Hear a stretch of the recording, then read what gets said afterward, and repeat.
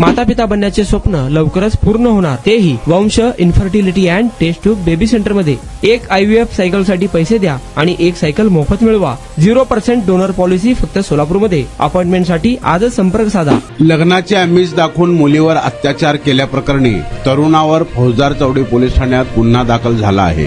ही घटना 4 मार्च ते 1 एप्रिल दरम्यान घडली।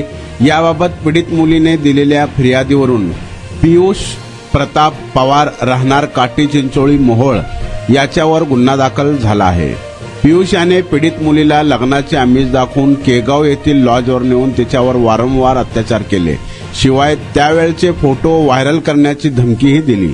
तसेच आपण कोर्टात जाऊन साखरपुडा करून लग्न करण्याबाबतची नोटरी करण्याचे आश्वासन देऊन तसे न करता पीडितेची फसवणूक केली। या प्रकरणी पीडितेने मोहोळ पोलीस ठाणे येथे फिर्याद दिली होती।